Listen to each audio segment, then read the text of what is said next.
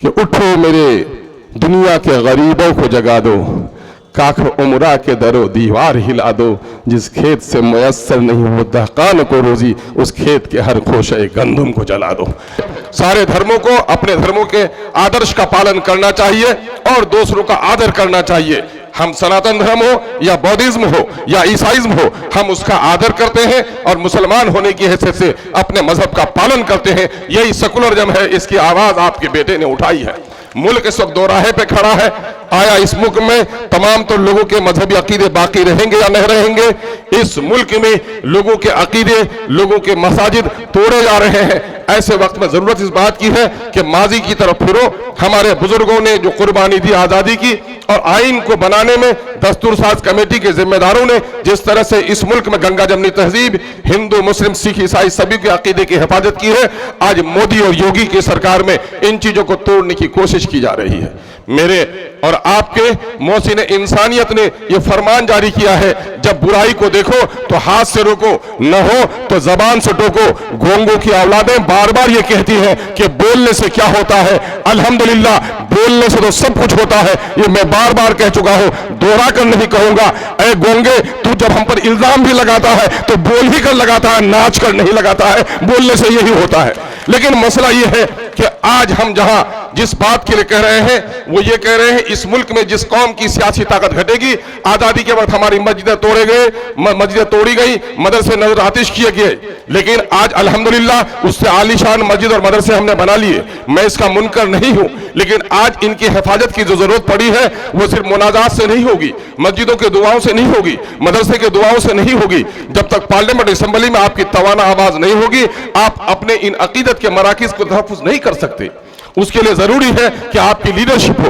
दुनिया में जो कौम लीडरशिप पैदा करती है वो दुनिया में इज्जत के साथ रहती है। मौलाना अबुल हसन अली नदवी रहमतुल्लाह अलैह का वो कौल आपको याद होगा, तुम्हारा बच्चा पंज वक्ता नहीं तहज्जुद गुजार हो जाए, अगर तुमको सियासी शऊर न मिला तो तुम्हारे पंज वक्ता पर भी पाबंदी लग जाएगी। लोगों, आज हम उस जगह पे खड़े हो गए।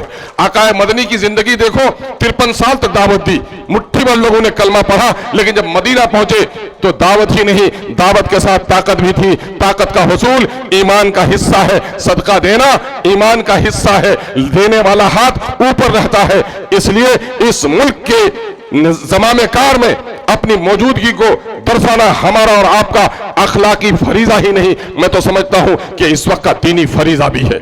उसके लिए जरूरी है कि इन ऐवानों में उन लोगों को मत भेजिए जो दूसरी की पार्टियों की टिकट की बुनियाद पर गुलाम बन जाए, बल्कि वोट आप दे रहे हैं तो आपका जो तर्जुमान बने उसको भेजने की कोशिश कीजिए। और मिल्लत की जो तर्जुमानी, कौम की जो तर्जुमानी बैरिस्टर असदुद्दीन अवैसी कर रहा है और उसके नक्शे पा में चलकर अख्तरुल ईमान ने जो कोशिश की है, यकीनन कोचा रहमान के नौजवानों, तुम्हारा सीना फूल जाता होगा जब तुम असेंबली और पार्लियामेंट की दास्तान को देखते हो। मैं चाहता हूं सिर्फ 2 लफ्ज जो मैं आपको कह दूं कि इस वक्त जो सबसे बड़ी दुश्मनी है, हमारे लोग काटे जा रहे हैं, मारे जा रहे हैं, पीटे जा रहे हैं, मुकदमा में फंसाए जा रहे हैं। अभी हमारे एक मजबूत साथी असलम साहब का खून हुआ, उससे पहले सीवान में आरिफ का खून हुआ। और इन जालिम ताकतों को कह देना चाहता हूं कि तुमने हमारे लोगों का खून किया है, खून शहीदा कभी रायगा न जाएगा। और यकीन है कि तुम्हारे नापाक तमन्नाओं का खून जरूर होगा। जब भी शहीद के खून का कतरा जमीन पर गिरता है तो जाया नहीं होता, बस वो इनकलाब फूटता है। यकीनन है, हमने देखा है जमाने को, बहुत सारी आजमाइश को देखा है, हम इससे डरने और घबराने वाले नहीं है। तुम कह रहे हो कि हम कयादत से रुक जाएंगे, हमारे बुजुर्गों ने हमें यही सबक पढ़ाया है, गर्दन झुकाकर जीने वाला गुलाम होता है। जब बैरिस्टर असदुद्दीन अवैसी साहब के दादा पुलिस एक्शन के बाद अपनी क़यादत को खड़ी करने के लिए हैदराबाद में आवाज लगा रहे थे, लोग कह रहे थे अब्दुल वाहिद अवैसी जो बचे हैं उसको भी मरवाओगे। अब्दुल वाहिद अवैसी ने कहा, सुनो, मसलहत की चादर ओढ़कर गर्दन झुकाकर जीने लोग तो गुलाम भी जी लेता है, अगर इस तरह जियोगे तो तुम्हारी नस्लों से गुलाम जन्म लेगा। गर्दन उठाकर जियो, अगर गर्दन कट भी जाएगी तो तुम्हारी नस्लों से सरदार जन्म लेगा। कौल कितना सच्चा है, कौम का सरदार उनके लफ्जों की अक्काशी आज हमारी महफिल में कर रहा है। क्या सीमांचल के लोगों अपनी सफों में अपनी क़यादत खड़ी नहीं करना चाहते हो? मैंने मिसालों से कहा है, जानू कट जाए जिंदा है जैद, जिंदा है बकर, जिंदा है रामू।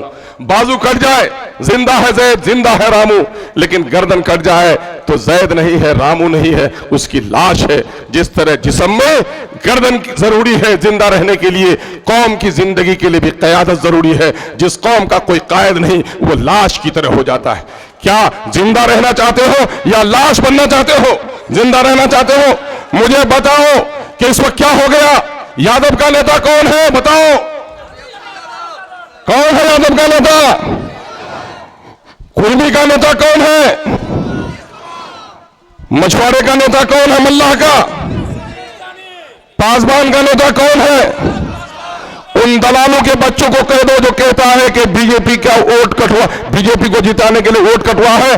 उन दलालों के बच्चों को कहो कि बैरिस्टर असदुद्दीन अवैसी को मजलिस इत्तेहाद उसको कोने में रख दो। बताओ तुम्हारा नेता कौन है? यकीनन अगर बैरिस्टर असदुद्दीन अवैसी न हो तो फिर हमें कहने के लिए कोई भी नेता हमारे सफों में नहीं है। रुस्तुम बड़ा पहलवान था, तो उसके बारे में कहा गया कि रुस्तुम का जिस्म जेरे कफन कांप रहा है, मरा हुआ भी कांप रहा था। रुस्तुम का बदन जेरे कफन कांप रहा है।